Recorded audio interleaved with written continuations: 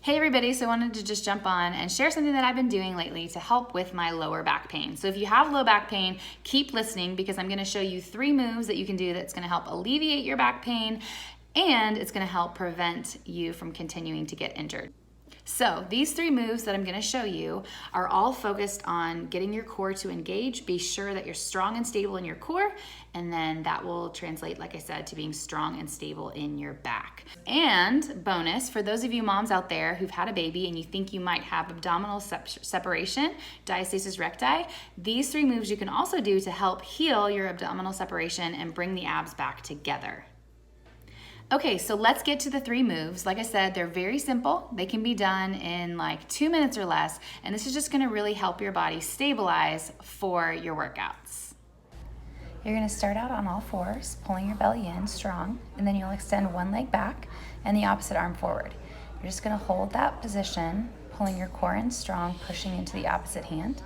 And then when you're ready, you start to pull the elbow to the knee and extend. You wanna do this about 5 to 10 times, being sure that you're keeping your core strong and stable. And you're gonna switch sides. Again, you take the opposite leg, extend it back, opposite arm, extend it forward.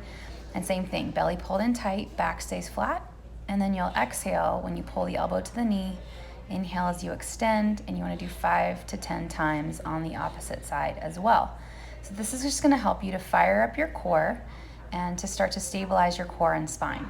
The next thing you're gonna do is a side plank. So you're gonna put your forearm down on the ground, extend the opposite arm to the sky, and you're gonna stack your feet, or you can put your top foot in front of your bottom foot. You just continue holding for about 10 seconds on each side. And as you hold the side plank, you wanna think about pressing your top hip up to the sky, creating a little bit of an arch on the bottom side of the body. So you'll feel your obliques really engage and stabilize you here. So again, you'd want to repeat this a couple of times on each side to be sure that you have your core active and all fired up. So then the 3rd move, you're going to lie down on your back. You'll bend one knee and extend the opposite leg. And then you're just going to place your hands under your lower back, pressing your lower back into the ground.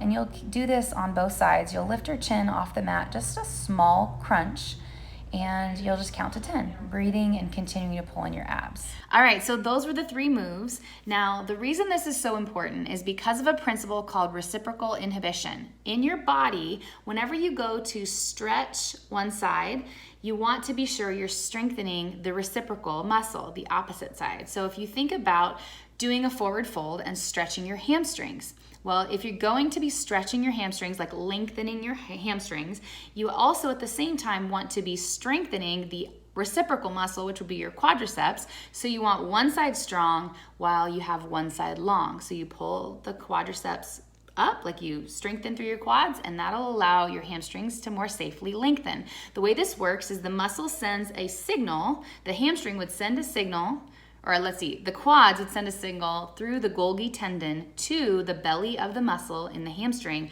saying like, okay, you're safe, you can lengthen. So you can lengthen without as much risk of like pulling a muscle or anything like that. So this is what basically is happening in your core as well. So you want your core strong when you go to lengthen your spine. So if you think about different exercises where you're lengthening your spine, you have like a deadlift, if you're doing like a bent over row or a bent over fly, anything where you're kind of like hinged forward at the hips, if you do hip hinges, all of these things, you're lengthening your spine. And in order to lengthen your spine safely and not put too much tension on your back, you've got to be pulling your core in tight. Now, it's not enough just to suck in your stomach. So sucking in your stomach, I don't know if you've ever had anybody come by and push on your stomach when you're just sucking it in. It's actually still very soft. Your abdominals are not engaged. So it's not about sucking in your belly in order to protect your low back. It's really about engaging your core. Your transverse abdominals, they are the abdominals that start at your lower back and wrap around your waist. They call them like your corset muscles. So these are super important.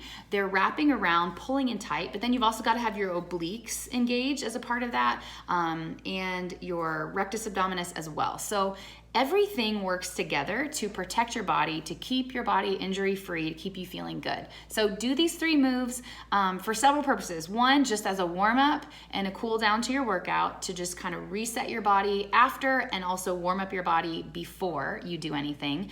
Number 2, you can do this to help heal abdominal weakness like diastasis recti, things that are caused from pregnancy or maybe some other injury or issue. And then last of all, this is just so great if you already have low back pain or if you want to prevent low back pain. So I recommend do this in the morning and do this in the evening when you first get out of bed and right before you go to bed. That's just going to really help your body to just be in great alignment. And when our body is aligned, the energy flows through our body better. We're just going to feel better overall. So I hope this was helpful. I would love to have your feedback and let me know what you think.